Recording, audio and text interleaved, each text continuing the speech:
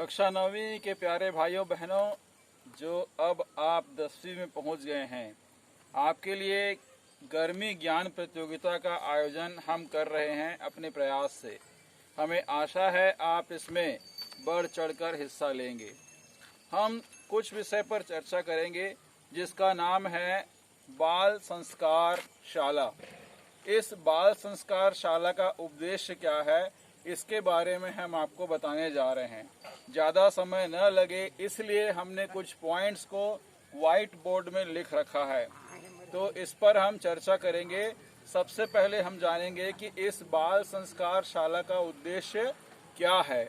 इस बाल संस्कार शाला का उद्देश्य हम सभी बाल संस्कार शाला के अक्षरों को तोड़कर उसे समझने का प्रयास करेंगे और इसे जानेंगे कि वास्तविक में बाल संस्कार शाला का महत्व किस प्रकार से आप लोगों के लिए उपयोगी साबित होगा। ठीक है, तो इस पर ध्यान देंगे। सबसे पहला पॉइंट हमने लिखा है बा। बाल से बा का मतलब क्या है? उसका तात्पर्य यह है कि बालकों में दिव्य गुणों का विकास करना, बालकों में दिव्य गुणों का विकास करना। और ल का तात्पर्य है लक्ष्य भेदी बनाना, अर्थात आपने जो लक्ष्य बनाया है उस लक्ष्य को कैसे प्राप्त किया जाए, उस लक्ष्य को कैसे भेदा जाए, उस लक्ष्य तक कैसे पहुंचा जाए। उसके बाद है सन। बाल संस मतलब होता है संस्कृति का ज्ञान कराकर, संस्कृति का ज्ञान कराकर उसका रक्षक बनाना। आप लोगों के बीच संस्कृति का ज्ञान देकर उसे उसका रक्षक बनाने का कार्य बाल संस्कार कार्य शाला का होता है। और आधा सा का मतलब होता है स्वाध्यायी, स्वावलंबी, स्वयं सेवी बनाना, अर्थात आप अपना काम स्वयं करें, आत्मनिर्भर बने और स्वयं सेवी बने, लोगों की सेवा करने वाला बने। इस बाल संस्कार का मुख्य उद्देश्य इन शब्दों के माध्यम से आप लोगों को बताया जा रहा है। और का मतलब है कार्य कौशल बढ़ाना, कार्य कौशल बढ़ाना। किस प्रकार से कार्य को कला का स्थान देते हुए उसे बढ़ाना, कार्य कौशल को बढ़ाना, आपके अंदर के हुनर को निखार कर सामने लाना। उसके बाद है शा का मतलब है शालीन शिष्ट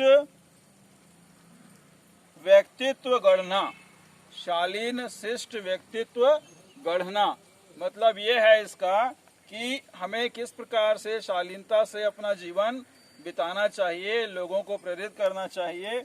और शिष्ट मतलब किस प्रकार से हमें अपना व्यवहार बिल्कुल नरम रखना चाहिए। उस प्रकार का व्यक्तित्व गढ़ने का कार्य बाल संस्कार कार्यशाला में किया जाता है, बाल संस्कार शाला में किया जाता है। हमने इनसे पहले कुछ जो 8वीं से 9वीं आई थी बहनें, उनको रविवार के दिन गुरुकुल शाला में बाल संस्कार कार्यशाला का आयोजन किया था, जिसमें हम बच्चों को युग निर्माण योजना के द्वारा बनाई गई योजना, जिसमें बाल संस्कार कार्यशाला को स्थान दिया गया था। इस प्रकार से आज हमने क्या जाना कि बाल संस्कार शाला का उद्देश्य क्या है। हमने सभी अक्षरों के माध्यम से आप लोगों को बताने का प्रयास किए हैं कि बा से क्या होता है, ल से क्या होता है, सन से क्या होता है, आधा स से क्या होता है, फिर का मतलब क्या है, फिर शा और फिर ला का मतलब क्या है। तो इसे आप अपनी कॉपी में, रफ कॉपी में या पतली कॉपी जो भी आपकी होगी उसमें आप इसको लिख सकते हैं। और आने वाले इन 15 अप्रैल से 15 जून के बीच में आपको कुछ इसी प्रकार की जानकारियां दी जाएंगी जो आपके अंदर के गुणों का विकास करेगा। आपके लिए हमने यह आयोजन रखा है गर्मी ज्ञान प्रतियोगिता। इसमें आप ज्ञान बढ़ाएंगे, अपना ज्ञान बढ़ाएंगे।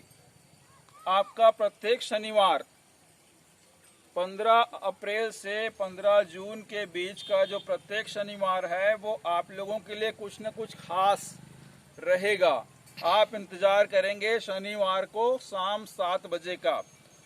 हम वीडियो के माध्यम से आपके 9वीं के ग्रुप में इसे लोड करेंगे और आप इसे ध्यान से सुनेंगे, समझेंगे, जानेंगे और हमारे द्वारा दिए गए 7 प्रश्नों के जवाब आपको अगले दिन रविवार को सुबह 7 बजे हमें व्हाट्सएप के माध्यम से रफ कॉपी में लिखकर भेजना है।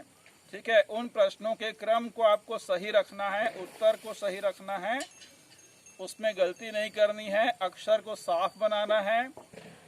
आ रहा है समझ में? और सही सवालों की संख्या, भैया बहनों की संख्या अगर 1 से ज़्यादा होती है तो उनमें का एक विजेता ड्रा के माध्यम से हम निकालेंगे और वह पुरस्कार जो विजेता बनेंगे इस गर्मी ज्ञान प्रतियोगिता में, उसका पुरस्कार हम आपको सोमवार को शाम 7 बजे आपके घर पर आकर आपको अपने हाथों से प्रदान करेंगे। तो तैयार हो जाइए गर्मी ज्ञान प्रतियोगिता के 7 प्रश्न को जानने का। कॉपी पेन उठा लेंगे और वह 7 प्रश्न कौन से हैं उसे नोट करेंगे। यह गर्मी ज्ञान प्रतियोगिता का आयोजन गुरुकुल के विशेष डायरेक्टर महोदय आदरणीय अवधेश सिंह ठाकुर जी के मार्गदर्शन में मुझे यह बनाने का मौका मिला है, ताकि आप गर्मी में भी अपने घर पर कुछ न कुछ अध्यापन कार्य करते रहें। तो चलिए नोट कीजिए वह 7 प्रश्न कौन कौन से हैं। इन प्रश्नों का उत्तर आपको रविवार को सुबह 7 बजे तक हमें लिखकर पर्सनल व्हाट्सएप नंबर में पोस्ट करना है। तो लिखिए पहला प्रश्न, आदि मानव ने सर्वप्रथम क्या सीखा? ये पहला प्रश्न है, आदि मानव ने सर्वप्रथम क्या सीखा? और दूसरा प्रश्न है, भूगोल का जनक किसे कहा जाता है? भूगोल का जनक किसे कहा जाता है? प्रश्न तीसरा है, कृषि में पीली क्रांति के उत्पादन का संबंध किस फसल से है? कृषि में पीली क्रांति के उत्पादन का संबंध किस फसल से है? चौथा प्रश्न लिखेंगे, भारत किसका संघ है? आपको बताना है भारत किसका संघ है। यह सभी प्रश्न आपको सामान्य ज्ञान की तरह लगेंगे और आपको काफी रोचक लगेगा। इस प्रश्न के उत्तर को आप ढूंढिएगा। प्रश्न 5वां है, राज्यपाल के पद पर नियुक्ति की न्यूनतम आयु सीमा क्या है? प्रत्येक राज्य का एक संवैधानिक पद होता है केंद्र शासन की ओर से, जिसे राज्यपाल कहा जाता है। इन राज्यपाल की नियुक्ति की जो न्यूनतम आयु सीमा है वह कौन सी है? इसका जवाब हमें लिखकर भेजना है। और 6वां प्रश्न है, लेंस के 2 प्रकार कौन कौन से हैं? लेंस के 2 प्रकार कौन कौन से हैं? यह प्रश्न विज्ञान से संबंधित है। ठीक है। और अंतिम 7वां प्रश्न है, भारत की प्रथम महिला IPS अधिकारी का नाम क्या है? भारत की प्रथम महिला IPS महिला अधिकारी का नाम क्या है? तो आपको इन 7 प्रश्नों के उत्तर हमें क्रम से लिखकर रविवार को सुबह 7 बजे तक हमें पोस्ट करना है। आपको यह कार्यक्रम बाल संस्कार शाला कैसा लगा और इस पर आप लोगों की रुचि बनी रहेगी, इस प्रकार की मैं उम्मीद आप लोगों से करता हूं। घर में रहिए, सुरक्षित रहिए, ज्यादा जरूरी हो तो ही बाहर निकलिए, अन्यथा आप स्वस्थ रहें, घर में रहें और अपने माता पिता के द्वारा बताए गए मार्गों का अनुसरण करें। तो हर शनिवार को आपको कुछ न कुछ नया सीखने को मिलेगा बाल संस्कार शाला के माध्यम से।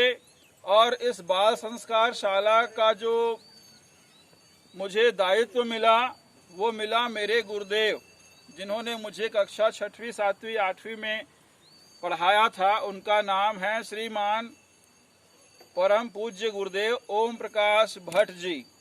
जी हाँ, उन्होंने ही हमारे गुरुकुल में आकर इस योजना को बनाया और इस योजना को आगे बढ़ाने का कार्य मुझे और हमारे आचार्य आदरणीय नरेंद्र कुमार पांडे जी को इसका किस प्रकार से इसको आगे बढ़ाना है उसकी जिम्मेदारी हमें सौंपी गई। तो मैं धन्यवाद करता हूं अपने परम पूज्य गुरुदेव आदरणीय भट्ट जी का, जिन्होंने मुझे इस कार्य के लिए काबिल समझा और मुझे सेवा का मौका दिया। तो गुरुकुल के सभी भैया बहनों का मैं इस बाल संस्कार शाला में हार्दिक स्वागत और अभिनंदन करता हूं। आपका बहुत बहुत धन्यवाद। स्वस्थ रहिए, खुश रहिए, मस्त रहिए।